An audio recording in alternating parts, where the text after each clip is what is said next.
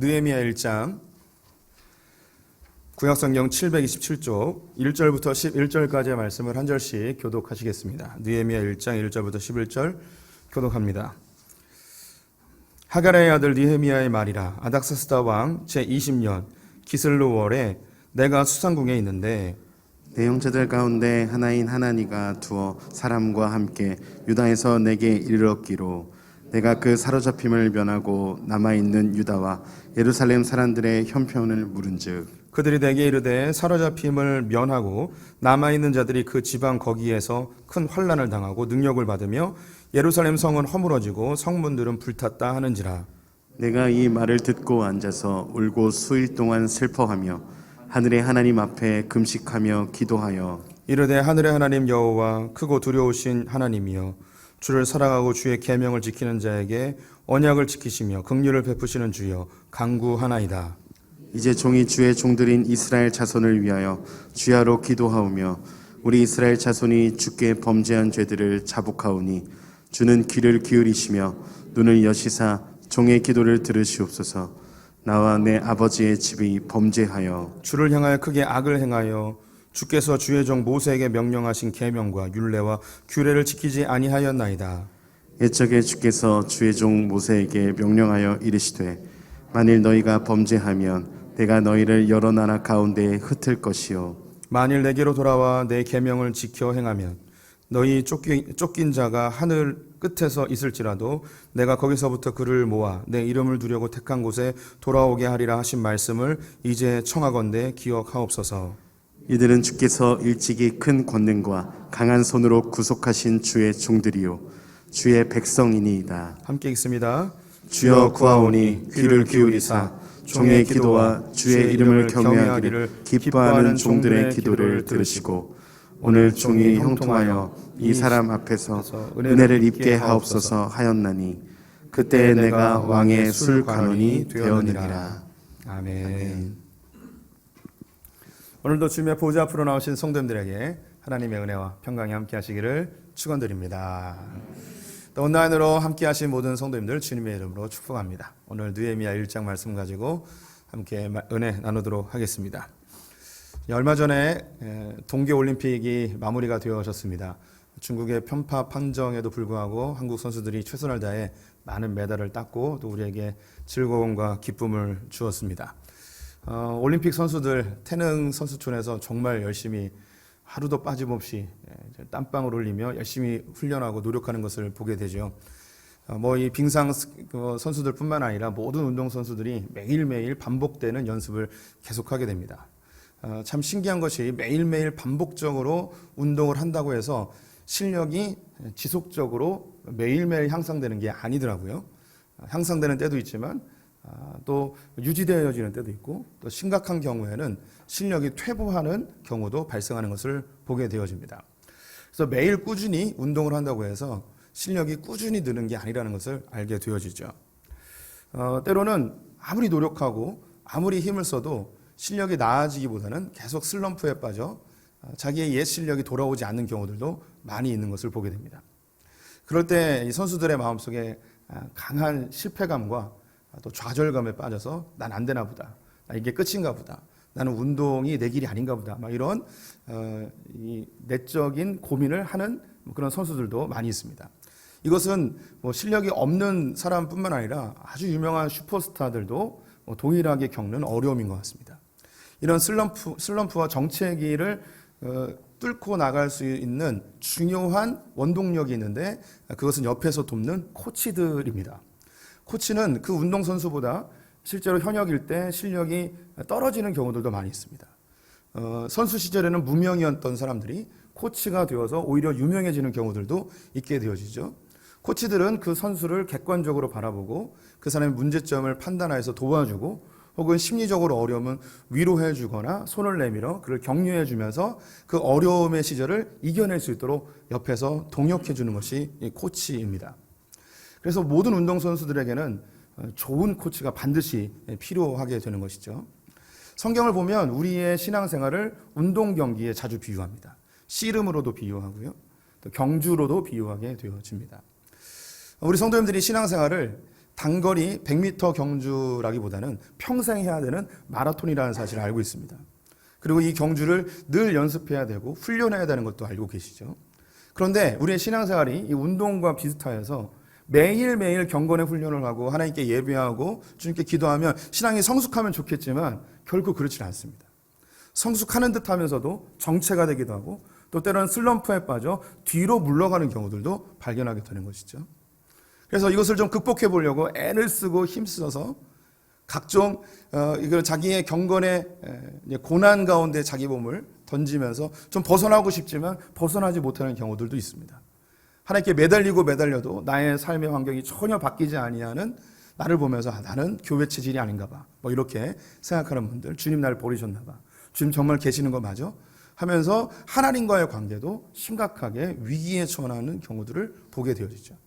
그럼 이때 우리에게 필요한 것이 뭐냐면 나의 신앙을 객관적으로 보고 나를 이곳에서 건져줄 수 있는 나를 돕는 어떤 누군가가 있을 때 우리는 쉽게 이곳에서 빠져나오는 것을 보게 됩니다.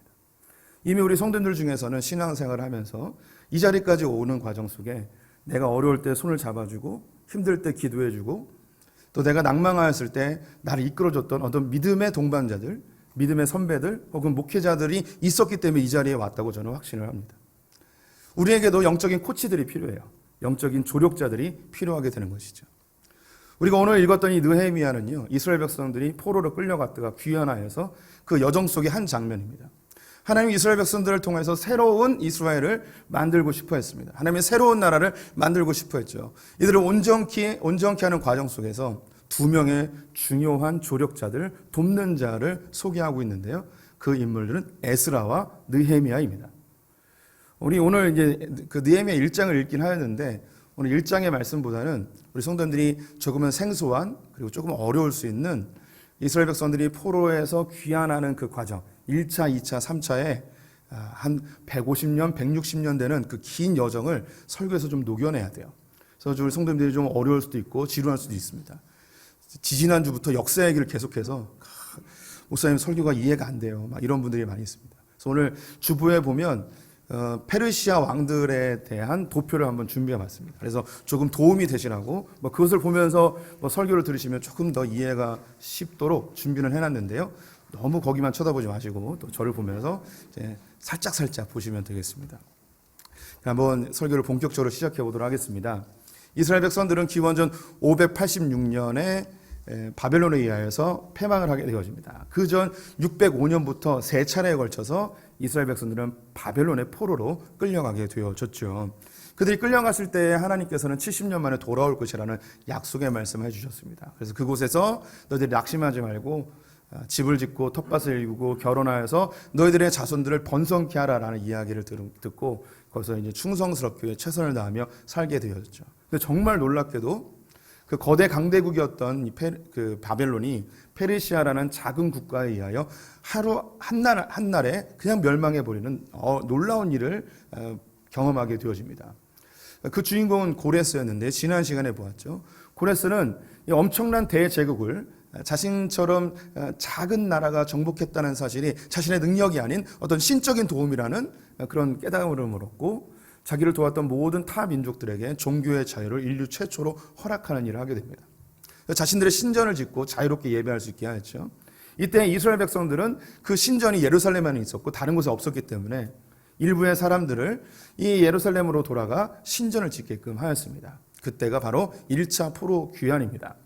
1차 포로 귀환은 기원전 538년에 일어나게 되는데요. 왕족이었던 스룹바벨과 함께 4만 9천여 명이 옮겨지게 되었습니다. 우리 성도님들이 만약에 바벨론에 포로로 끌려갔던 사람들이라면 고향으로 갈 수 있는 기회가 있다면 가시겠습니까? 시간이 얼마가 지났냐면 길게는 70년, 짧게는 50년이 지났습니다. 10대 때 끌려왔던 사람들은 이제 60살, 70살이 된 거예요. 어릴 때 끌려온 사람들은 이제 겨우 이제 60대 초반이 된 것이죠. 또 어떤 사람들은 부모님에 의해서 고향에 대한 이야기는 들었지만 한 번도 고향을 본 적도 없는 그런 사람들도 있었을 것입니다. 돌아가라 그러면 갈까요?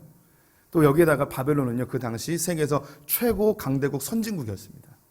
예를 들어 요즘 우리 한국 사회도 잘 살긴 하지만 미국에 이민에 갔다가 한국이 어려워서 돌아와야 되는 상황이 된다면 우리 성도님들 이 미국에서 있는 살림을 다 정리하고 돌아올 수 있겠습니까? 쉽지 않은 일이에요. 바벨론에 그 당시 몇 명의 이스라엘 사람들이 살았는지 정확히는 알 수 없지만 학자들은 200만 명 정도 살고 있었다고 이야기를 합니다. 그 중에 이제 4만 9천 명이 온 거예요.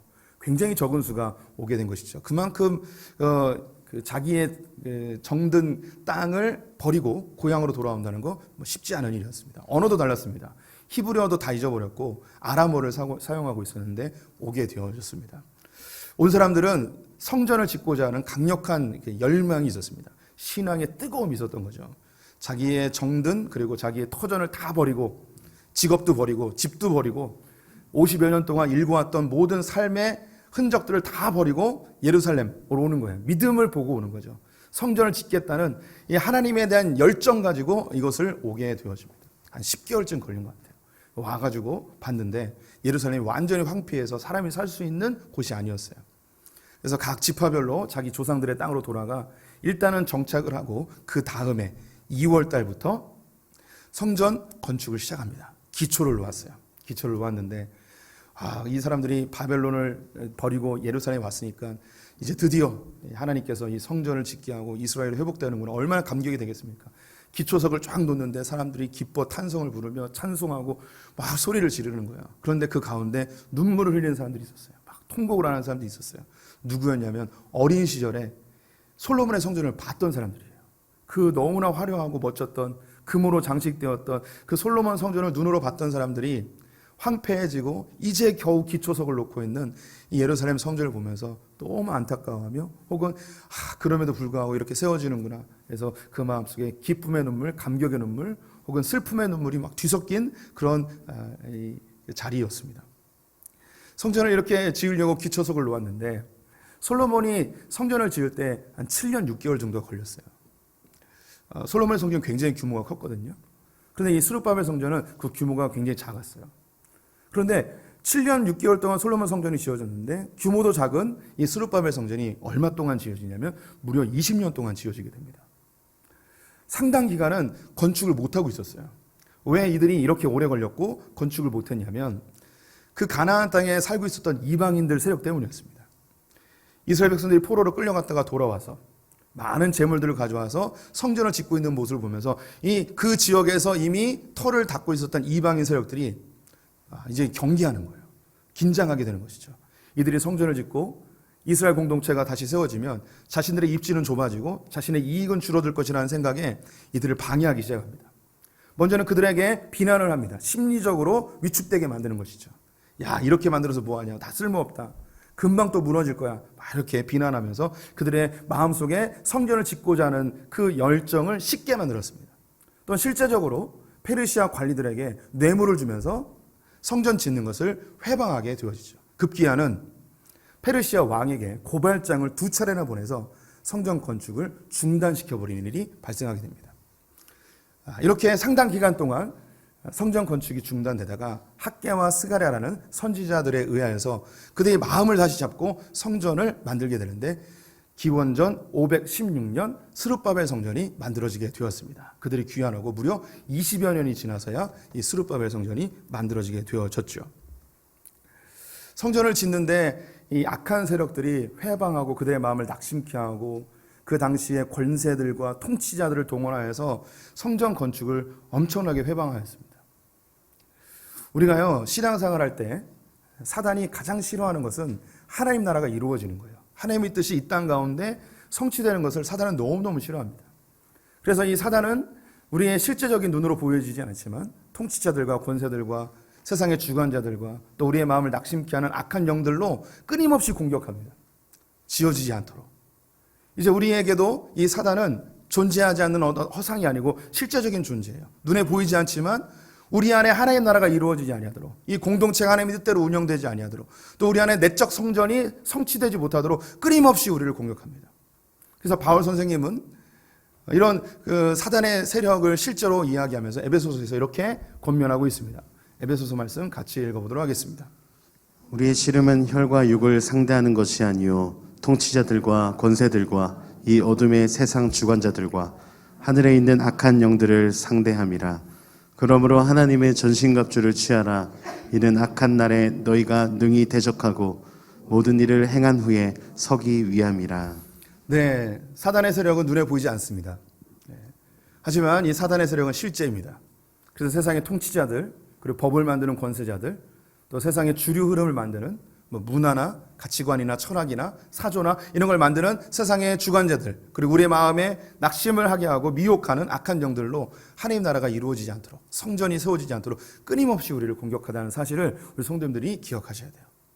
갑자기 교회가 나와지기 싫다든가, 교회 생활하면서 큰 시험을 당한다든가, 혹은 삶에 나타난 문제로 인해서 하나님에 대한 원망과 하나님과 관계가 막 부서진다든가, 이럴 때 주의하셔야 되는 거예요. 우리가 사단의 공격을 받고 있다는, 사단의 미혹을 받고 있다는 사실을 기억하셔야 되죠. 때로는 통치자들이나 권세들에 의해서 국가의 법이 바뀌어지거나 국가의 정책이 바뀌어져서 신앙생활을 하는데 무척 어려워지는 상황이 있을 수도 있습니다. 근데 우리의 전쟁은 혈과 육에 대한 것이 아니고 악한 권세를 갖고 있는 그 공중 권세 잡은 사단과의 싸움임을 기억하셔서 우리가 전신갑주를 입고 깨어서 믿음의 싸움을 잘 해야 되는 것이죠. 우리 성도님들, 이스라엘 백성들이 고향으로 돌아갔는데 20년 동안 성전을 짓지 못하다가 20년쯤 되어서야 성전을 짓게 되었습니다. 우리가 신앙생활하는 게 즐겁게 기쁘게 해야 되는 거 맞습니다. 하지만 깨어 있어야 됩니다. 긴장하셔야 되는 거예요. 그래서 성경은 우리에게 술 취하지 마라, 이런 방탕한 것이 너희는 성령의 충만을 받으라고 권면하고 있습니다. 사단은 우는 사자처럼 먹을거리를 찾아 으르렁거리고 있다는 사실을 성도님들 반드시 기억하셔야 될 것입니다. 이스라엘 백성들은 귀환하여서 20여 년 만에 드디어 성전을 건축했어요. 얼마나 기뻤겠습니까? 말씀을 선포하고 봉헌식을 하고 절기를 지키고 예배 때마다 와서 번제와 각종 제물을 드리면서 기쁨의 찬송을 부르며 열심히 하나님을 섬겼습니다. 그들의 마음속에 어떤 기대감이 있었을까요? 야, 이렇게 스룹바벨 성전이 지어졌으니까 하나님께 이스라엘을 회복하여서 다윗의 왕조를 회복하고 이제 페르시아 왕국에서 독립하여 이 나라가 아주 튼튼한 나라가 되겠구나, 어떤 기대감이 있지 않겠습니까?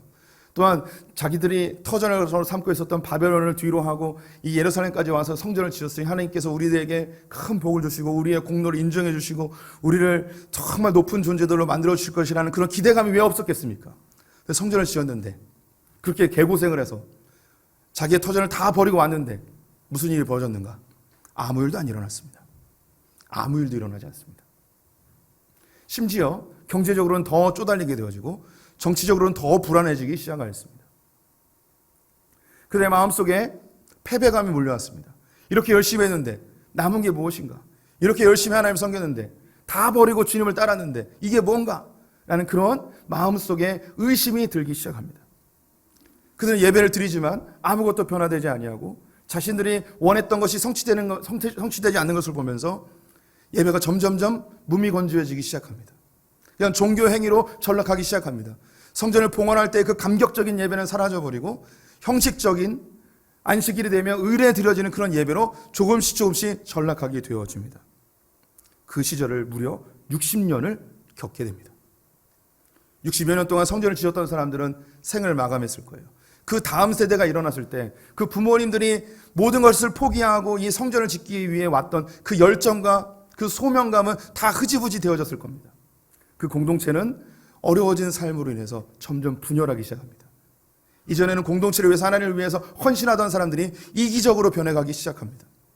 종교는 종교고 하나님께 예배드리는 건 예배드리고 일상의 삶에서 먹고 살기 위하여 세상과 접하며 세상과 타협하며 하나님의 말씀을 버리는 일을 하게 되어집니다. 하나님과의 관계가 흔들리고 공동체가 위기에 빠지게 되었습니다. 이때의 현실을 잘 보여주는 성경이 말라기서예요. 그래서 말라기서에 이스라엘 백성들이 하나님께 어떻게 반응했는지 몇 구절을 정리해봤습니다. 그들이 하나님께 이렇게 이야기합니다. 내가 너희를 사랑했다라고 했더니 하나님이 언제 우리를 사랑하셨습니까? 하나님 정말 사랑했다면 우리를 이렇게 놔두시겠습니까? 하나님 우리를 어떻게 사랑하셨습니까? 너희들이 나에게 범죄하였다. 나의 이름을 더럽혔다. 나를 괴롭게 했다. 라고 하나님이 이야기했더니 우리가 언제 하나님의 이름을 더럽혔으며 언제 우리가 하나님을 괴롭게 했습니까? 도대체 우리가 뭘 그렇게 잘못했습니까? 라고 하나님께 저항합니다. 더 나아가서 너희들은 나에게 마땅히 드려야 될 예물을 드리지 아니하였다. 주님, 우리가 언제 주님의 것을 도둑질했습니까? 우리가 뭘 안 드렸습니까? 하며 하나님께 반항하는 모습을 말라기에서 보여주고 있죠. 우리 성도님들이 이스라엘 백성들이라면 마음이 어떨까요? 바벨론의 터전을 다 버리고 예루살렘에 왔는데 정말 모든 것을 다 동원하여서 열정을 다해서 성전을 지었는데 아무것도 바뀌지 않은 거예요. 열심히 뭔가 해보려고 하고 열심히 주님께 헌신했는데 나의 삶이 하나도 바뀌지 않았을 때 우리에게 찾아오는 그 마음, 아마 이스라엘 백성들의 그 불평이 결코 우리와 다르지 않을 것 같습니다. 우리 성도님들이 신앙생활을 좀 열심히 해보려고 기도도 해보고 성경도 읽어보고 하는데 예전과 똑같이 바뀌어버리는 거예요. 변화가 하나도 없는 거예요. 주님 앞에 헌신하고 주님께 내 마음을 다해서 뭔가 사랑해보려고 하는데 그렇게 뭔가 쏟아냈는데 내 삶에 아무런 변화도 없고 내 소원이 하나도 이루어지지 아니하고 심지어 이전보다 더 안 좋은 상황으로 전락해버리면 하나님에 대해서 의심하지 않을 수 없습니다. 하나님께 원망하게 되죠. 내가 뭘 그렇게 잘못했습니까? 내가 하나님께 얼마나 열심히 했습니까? 이런 고백을 할 수 있을 것 같습니다. 또 우리 소풍의 성도님들 중에는 정들었던 오래 다녔던 교회를 뒤로 하고 소풍교회로 이주해 오신 분들도 많이 계십니다. 어떤 사건이나 어떤 이유가 있었겠지만 그럼에도 불구하고 교회를 옮겨오는 것은 결코 쉬운 일이 아닙니다. 교회를 옮겨올 때 우리의 기대감이 있죠. 이 새로운 교회에서 믿음이 좀 성장하고 하나님을 깊이 알고 새로운 지체들과 함께 깊은 사귐과 나눔을 하는 그런 기대감으로 교회를 옮겨왔는데 오히려 예전에 신앙생활하는 것보다 더 퇴보해버리고 하나님을 알아가기보다는 오히려 외로움을 더 느끼고 이런 상황에 놓인다면 내가 괜히 왔구나 이런 생각이 우리 가운데 들 수도 있습니다. 이스라엘 백성들이 바로 그 마음이었던 거예요. 하나님께서는 60여 년이 지나서 이렇게 낙심하고 하나님에 대해 분노하고 원망하는 이들을 위해 한 도울 자를 보내기로 준비하십니다. 그 사람이 바로 에스라입니다. 에스라를 성경에서 이렇게 소개하고 있습니다. 우리 에스라 7장 6절 말씀 같이 읽어보도록 하겠습니다. 이 에스라가 바벨론에서 올라왔으니 그는 이스라엘의 하나님 여호와께서 주신 모세의 율법에 익숙한 학자로서 그의 하나님 여호와의 도우심을 입음으로 왕에게 구하는 것은 다 받은 자이더니. 에스라는 모세의 율법에 익숙한 학자였습니다. 다른 본문에 보니 에스라는 대제사장 가문의 아들이었습니다. 그래서 그는 할아버지, 아버지 때부터 말씀에 대하여 깊은 교육을 받았던 것이죠. 그런 총명하에서 말씀을 읽는 대로 잘 이해하고 가르칠 수 있는 학자로 성장하게 됩니다. 하나님이 그를 그렇게 만들어 놓으신 것이죠. 여기에다가 더 중요한 것은 그가 왕에게 무엇이든지 이야기하면 왕이 다 들어줄 정도로 너무나 총애하는 그런 신하였던 거예요. 이때의 왕이 아닥사스다 왕이라는 사람입니다. 너무나 신뢰하고 그가 이야기하는 모든 것은 다 이루어주는 아주 친밀한 관계 속에 있었던 것이죠.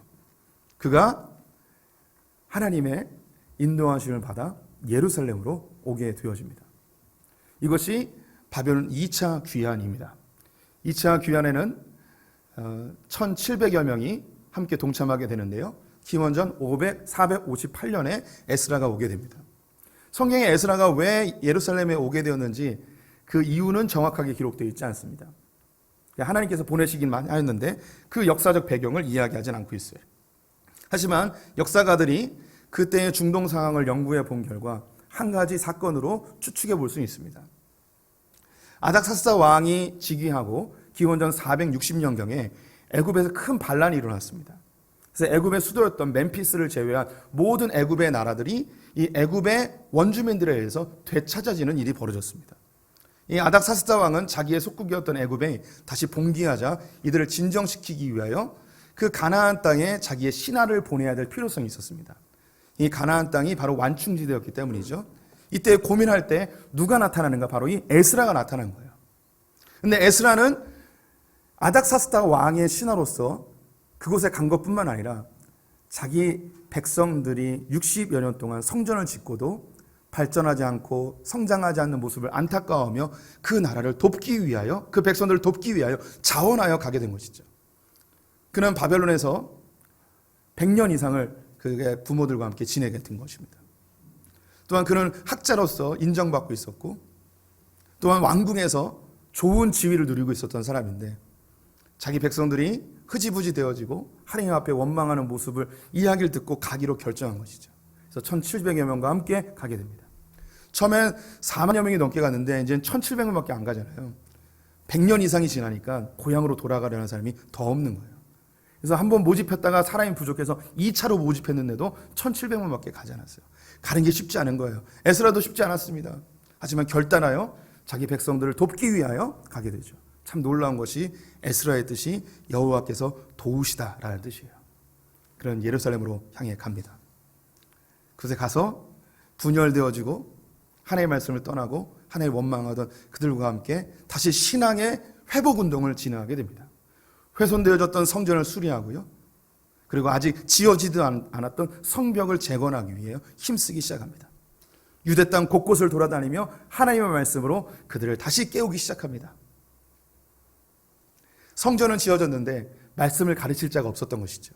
하나님은 에스라를 보내서 그 성전을 채울, 우리의 내면을 채울 하나님의 말씀으로 채울 그 에스라를 그들에게 보내주었던 것입니다. 우리 성도님들이 교회 생활을 하면서 교회는 잘 다니고 외형적으로는 이루어졌는데 성장이 안 될 때 하나님께서 누굴 보내시냐면 우리의 내면을 채울 말씀을 전할 자를 보내주세요. 하나님의 말씀이 우리 안에 채워져야지 신앙의 성숙이 일어나게 되는 것이죠. 에스라는 60여 년 동안 이방인들과 함께 접하여 살던 그들이 이방 여인과 결혼하여 자녀를 낳는 모습을 보면서 매우 분노하며 그들을 내쫓으라고 합니다. 새롭게 시작하는 이스라엘 공동체 안에 순수성을 지키기 위한 노력이었죠. 많은 비난도 받았을 것입니다. 자녀와 아내를 쫓아내는 게 쉽지 않았을 텐데 그 일을 단행시키는 에스라의 열심이 있었죠. 이렇게 에스라와 함께 새로운 공동체가 다시 부흥하며 다시 회복되는 것 같이 느껴졌는데 이게 또 무슨 일입니까? 그 사마리아 지역에 있었던 이방인들이 왕에게 다시 고발장을 보내게 되어집니다. 그 고발장의 내용이 에스라 4장 13절에 있습니다. 같이 읽어보도록 하겠습니다. 이제 왕은 아우시옵소서. 만일 이 성읍을 건축하고 그 성곽을 완공하면 저 무리가 다시는 조공 관세와 통치세를 바치지 아니하리니 결국 왕들에게 손해가 되리이다. 에스라가 와서 성전을 수리하고 성벽을 짓고 이스라엘 백성들을 다시 말씀으로 하나 되게 하려는 그 순간에 이방의 세력들이 성벽이 세워지면 이들이 자기의 공동체를 만들고 세력을 키우면 자신들의 입지가 좁아지고 이익이 줄어들까 하는 그런 두려운 마음에 왕에게 고발장을 보낸 거예요. 이들이 성벽을 짓고 성전을 짓는 것은 얘들이 독립하려고 합니다. 그래서 세금을 안 내려고 조공을 안 내려고 하는 것입니다. 아닥사스다가 이 고발장을 받고서 깜짝 놀라죠. 왜냐하면 이미 몇 년 전에 애굽이 그 일을 했거든요. 근데 완충지대로 가나안 땅에 에스라를 보내면서까지 그 땅을 수호하려고 하였는데 이들도 봉기하고 이들도 반역하려고 한다니 얼마나 긴장되겠습니까? 너무 화가 나겠죠. 그래서 즉시 성벽 건축을 중단시켜버립니다. 페르시아가 보호해주지 않는 거예요. 페르시아의 보호막이 풀려지자 온갖 도적들이 예루살렘으로 몰려와 사람들을 죽이고 약탈하고 성문을 태워버리고 짓고 있었던 성벽을 다 무너뜨리는 일이 발생하게 되어졌습니다. 그때의 상황을 오늘 읽었던 느헤미야 1장 1, 2절에 이렇게 기록을 하고 있습니다. 함께 읽어보겠습니다. 내 형제들 가운데 하나인 하나니가 두어 사람과 함께 유다에서 내게 이르렀기로 내가 그 사로잡힘을 면하고 남아있는 유다와 예루살렘 사람들의 형편을 물은즉 그들이 내게 이르되 사로잡힘을 면하고 남아있는 자들이 그 지방 거기에서 큰 환난을 당하고 능욕을 받으며 예루살렘 성은 허물어지고 성문들은 불탔다 하는지라. 느헤미야의 사촌 동생이었던 하나니가 예루살렘에 갔다 온 거예요. 아마 이 갔다 온 것이 그 아닥사스다 왕의 조서를 가지고 간 것 같아요. 성벽을 짓지 못하도록 한 그 조서를 가지고 갔던 그 신하들 중에 한 사람이었던 것 같습니다. 불타고 무너지고 이런 일이 발생한 거죠. 유대 역사학자 요세푸스는 이때의 상황을 이렇게 기록하고 있는데요. 밤마다 도적제가 와서 사람들을 죽이고 약탈해가고 아침에 일어나면 길거리에 사람의 시체가 날마다 질비하였다고 기록을 하고 있습니다. 이 당시에 가장 힘들어했을 사람은 에스라였습니다. 신앙의 회복을 위해서 자기의 터전 왕궁을 다 버리고 이 예루살렘에 와서 신앙의 회복을 하려 하는데 악한 세력들이 다시 고발장을 하여서 그들의 성벽 건축을 중단시키고 불태워버리고 약탈이 일어나고 자기가 지금까지 했던 수고가 다 숲으로 돌아가고 내가 이러려고 하는가, 뭔가 애쓰고 힘쓰고 노력했는데 아무것도 일어나지 않는 그런 상황에 너무나 답답하고 막 죽고 싶었을 것 같습니다. 영적 지도자들, 앞에 있는 지도자들의 그 마음은 그 백성들에게 무슨 안 좋은 일이 생기면 다 자기 책임 같아요. 이게 참 그 앞에 선 영적 지도자가 겪는 가장 큰 스트레스인 것 같아요. 에스라가 얼마나 힘들었을까 이런 생각이 듭니다. 그럼에도 불구하고 성벽은 무너지고 다시 성전에서 예배드리는 것도 힘들어지었지만 에스라는 그럼에도 불구하고 유다 땅 곳곳을 돌아다니며 묵묵히 하나님 말씀을 전하는 일을 계속해 나갑니다. 13년 동안. 그런데 그 13년 동안 하나님은 한 사람을 준비시키십니다. 그 사람이 바로 느헤미야라는 사람입니다. 느헤미야가 그 성벽이 불타 없어진 것을 보면서 그 마음속에 깊은 안타까움과 하나님 앞에서의 열정이 타오르며 이렇게 기도합니다. 1장 5절과 11절 말씀 같이 읽어보도록 하겠습니다. 이르되 하늘의 하나님 여호와 크고 두려우신 하나님이여 주를 사랑하고 주의 계명을 지키는 자에게 언약을 지키시며 공의를 베푸시는 주여 간구하나이다. 주여 구하오니 귀를 기울이사 종의 기도와 주의 이름을 경외하기를 기뻐하는 종들의 기도를 들으시고 오늘 종이 형통하여 이 사람 앞에서 은혜를 입게 하옵소서 하였나니 그때 내가 왕의 술 관원이 되었느니라. 느헤미야가 하나님의 이야기를 듣고서 하나님 앞에 금식을 선언하며 기도하기 시작합니다. 그 기도의 중요한 근거는 무엇이었냐면 언약을 지키시며 긍휼을 베푸시는 주님. 하나님께서 이스라엘 백성들을 70년 만에 돌아오게 하시겠다고 약속하지 않으셨습니까? 이스라엘 백성을 통해서 새로운 민족을 만들겠다고 말씀하지 않으셨습니까? 하나님 그 약속을 지켜주십시오. 언약을 지켜주십시오. 하며 언약의 하나님의 이름을 부르며 기도하기 시작합니다. 그리고 결단합니다.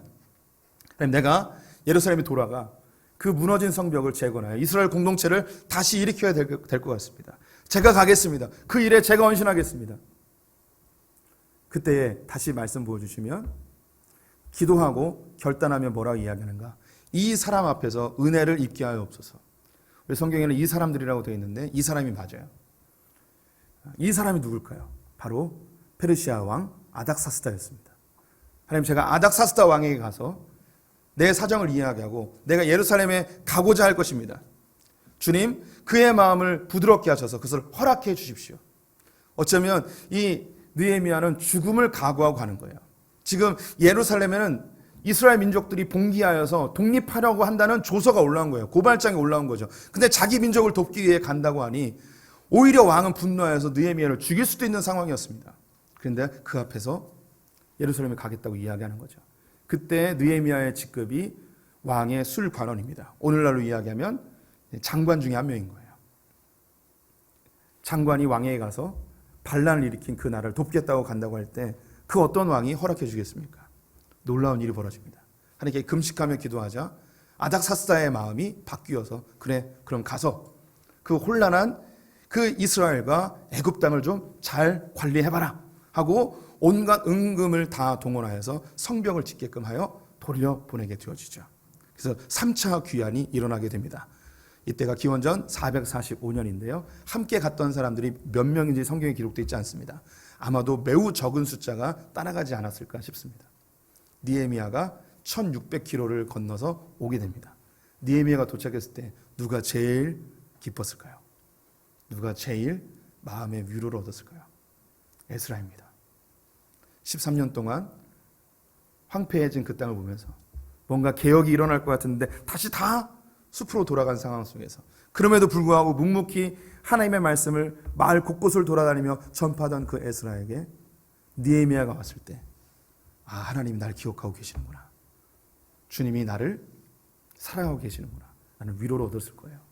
참 놀라운 것이 느헤미야의 뜻이 하나님이 위로하시다라는 뜻이에요.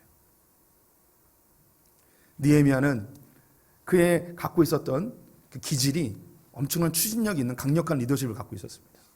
그래서 그 무너진 성벽을 무려 52일 만에 완공을 해내요. 하나님께서는 성전을 짓고 그의 마음속에 하나님과 점점 떠나는 그 이스라엘 백성들에게 말씀에 능하였던, 율법에 능통하였던 학자 에스라를 보내어 그들을 도와주십니다. 또한 성벽을 짓지 못하고 수십 년 동안 방치됐던 그곳에서 강력한 리더십을 갖고 있었던 느헤미야를 보내어 52일 만에 성벽을 건축하며 하나님이 이스라엘 백성들을 세워 나가시는 것이죠. 참 멋진 하나님 아니십니까? 학자 에스라와 지도자 느헤미야를 보내서 이스라엘을 다시 만드시는 그 하나님 위대하신 손길, 그 하나님 우리 성도님들의 하나님이십니다. 지금까지 이 신앙의 여정 속에서 우리를 위로하시고 도우시는 그 하나님의 손길을 성도님들은 충분히 고백할 수 있을 것입니다. 처음 신앙생활할 때 옆집에 계시던 그 권사님, 예수도 알지 못했는데 끈질기게 나를 이끌어줬던 그 집사님, 하나님의 말씀을 잘 모를 때 나에게 차근차근 말씀을 가르쳐 주셨던 그 어린 시절의 그 전도사님, 그 목사님, 내가 낭망하여 쓰러질 때, 눈물 흘릴 때 나의 손을 잡고 기도해 주셨던 그 집사님, 그런 나를 도와주셨던 하나님이 보내신 그 적절한 타임에 보내주신 그 하나님의 사람들로 우리 성도들이 이 자리까지 있음을 우리는 고백할 수밖에 없습니다. 저에게도 신앙생활에 참 힘들고 어려울 때 하나님이 저에게 보내주신 귀한 분들이 계세요. 시간이 지나면 지날수록 그때 그분이 없었으면 얼마나 힘들었을까, 이런 분들이 있어요. 너무너무 감사한 분들이죠. 우리 성도님들이 그런 하나님의 위로와 하나님의 도우심을 경험했다면 우리 성도님들도 하나님께서 사용하시는 도움과 위로의 손길이 되어주셨으면 좋겠습니다.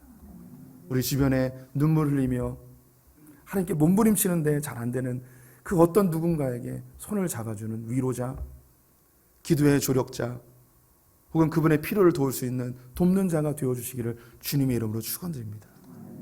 제가 사진 하나 보여드리겠습니다. 이 사진은 독일 아우슈비츠 포로 수용소에서 독일이 패망하며 풀려난 포로들을 기념하여 찍은 사진입니다. 완전히 살과 뼈가 달라붙어 있는 영양실조에 걸려 있는 사람들이죠. 사진을 자세히 보면 얼굴은 웃고 있어요. 해방되었기 때문이죠. 우리가 생각할 때 이 아우슈비츠 포로 수용소에서 가스실에서 죽은 사람들이 많을 거라고 생각하는데 의외로 질병으로 죽은 사람이 훨씬 더 많이 있습니다. 그런데 이 살아남은 사람들이 어떻게 그 극한 상황에서 살아남을 수 있었느냐라고 물었을 때 공통적으로 했던 이야기가 뭐냐면 안정된 짝이었습니다. 옆에 누군가 내 손을 잡아주고 위로해주고 격려해주는 그 누군가가 있었기 때문에 견딜 수 있었다는 거예요. 자기의 자식이 죽어나갑니다. 자기의 형제 자매들이, 부모님이 자기 눈앞에서 가스실에 끌려가는 모습을 보며 어떻게 제정신으로 살 수 있겠습니까? 근데 옆에 있었던 누군가가 손을 잡아주는 거예요. 힘내자고, 주님이 도와주실 것이라고. 그 자기의 손을 잡아주는 누군가가 있었기 때문에 자기는 지금까지 견딜 수 있었다는 것이죠. 저는 설교를 준비하면서 이 대한민국이 생각났습니다. 구한말 풍전등화와 같이 주변에 있는 열강들에 의하여 언제 망해도 이상하지 않을 이 조그마한 나라 가운데 이 나라가 살 수 있는 길이라면 예수를 믿는 것이라고 생각한 믿음의 선배들이 있었습니다. 한국은 참 놀라운 게 선교사님들이 이 땅에 들어오기도 전에 성경책, 한글 성경책이 있었고요. 교회가 이미 세워져 있었습니다. 그 믿음의 선배님들이 하나님, 이 땅에 교회가 있고 성경이 있는데 말씀을 가르쳐 줄 사람이 없고 하나님을 알려줄 사람이 없습니다. 하나님 알려줄 사람을 보내주십시오 라고 할 때 그 상해의 한 항구에서 한국의 성도들과 중국에 선교사로 왔다가 6개월 만에 자기 아내가 임신 중독증으로 유산하고 죽었던, 그래서 하나님께 너무나 실망하여서 선교를 포기해버린 한 선교사를 만나게 되어지는데 그 선교사님이 토마스 선교사님이란 분이에요. 이분이 한국의 그 초기에 몇 명 안 되는 성도들과 함께 백령도를 중심으로 한 몇몇 섬에 와서 성경책을 나눠주고 갔어요. 그 다음에 본토에 들어가서 성경책을 나눠주고 싶어서 제네럴 셔먼호를 타고 두만강 강변에 내려서 성경책을 뿌리다가 순교하신 그분이 바로 토마스 선교사님. 죽는 그 순간까지 성경책을 뿌리고 예수 믿으라고 하셨던, 한국 땅에 단 하루밖에 머물지 못했던 그 선교사님. 하나님 그분을 준비해 주셨어요. 또한 조선의 국정관리였던 이수정이라는 분이 일본에 가서 하나님을 알게 되고 미국 땅에 편지를 보냅니다. 이 조선 땅을 위하여서 선교사를 보내달라고. 그때 하나님 앞에 자기의 삶을 헌신한 젊은 두 선교사가 조선 땅으로 오게 됩니다. 언더우드와 하펜젤러 선교사님이 일본에 들려서 이수정이 번역한 마가복음 성경책을 들고 제물포항에 1885년 부활절날 이 땅을 밟으며 복음이 증거되게 되었고, 하나님께서는 그 이름 없는 수많은 이 땅을 위해 돕는 자, 위로자들을 보내셔서 세계 인류 역사에 찾아볼 수 없는 부흥의 한국을 만들어 주셨습니다. 하나님 살아계십니다. 그 위대하신 하나님이 지금도 우리 성도님들을 돕고 계십니다. 때로 우리가 사람에게 도움과 위로를 받기도 하지만 오히려 그 사람에게 상처를 받을 때도 있어요. 사람은 영원하지 않아요. 사람의 도움은 제한적이고 위로도 한계가 있습니다. 그런데 우리에게 진정한 위로자, 진정한 도움을 주실 분이 있는데 그분이 바로 예수 그리스도이십니다. 하나님은 창세 전부터 죄로 인하여 죽을 수밖에 없는 우리를 고통이 허덕이며 내 힘과 애씀으로 노력으로 내 문제를 해결해 보려고 온갖 방법을 동원했지만 이 문제가 해결되지 않은 우리에게 우리를 위로하시고 우리를 구원하시고 우리를 도우실 그 예수 그리스도를 준비해 놓으셨고 우리에게 보내셨습니다. 지금도 우리 하나님께서 우리 성도들을 위로하고 계십니다. 성령으로 우리를 힘있게 다시 일어나게 하십니다. 우리 고린도후서 말씀 읽으면서 설교를 마무리해 보도록 하겠습니다. 찬송하리로다. 그는 우리 주 예수 그리스도의 하나님이시요 자비의 아버지시요 모든 위로의 하나님이시며 우리의 모든 환난 중에서 우리를 위로하사 우리로 하여금 하나님께 받은 위로로서 모든 환난 중에 있는 자들을 능히 위로하게 하시는 이시로다. 그리스도의 고난이 우리에게 넘친 것 같이 우리가 받는 위로도 그리스도로 말미암아 넘치는도다. 아멘. 예수 그리스도로 인하여 위로와 도움을 얻는 분들 되시기를 축원드립니다. 기도하겠습니다. 하나님, 신앙의 여정 속에 낭망하고 쓰러질 때도 있지만 우리를 위로하시고 돕기 위하여 예비하신 믿음의 동역자들을 보내주시니 감사합니다. 우리가 이 자리까지 있었던 것 하나님께서 보내주신 우리의 동역자들, 우리의 믿음의 선배들 때문임을 고백합니다. 우리도 그러한 위로자와 돕는 자가 되게 하여 주시옵소서. 또한 우리의 참된 위로자와 참된 도움 되시는 예수 그리스도를 붙드는 성도들 되게 하여 주시옵소서. 지금 우리 주 예수 그리스도의 은혜와 하나님 아버지의 무한하신 사랑과 성령의 교통하심이 예수 그리스도로 인하여 위로와 도움 얻고 또한 나도 위로자와 돕는 자로 서기로 결단한 소풍의 모든 성도들과 우리의 자녀들과 저 북에 있는 형제자매들 열방의 선교사님들 위해 지금부터 영원토록 함께 계실지어다. 아멘.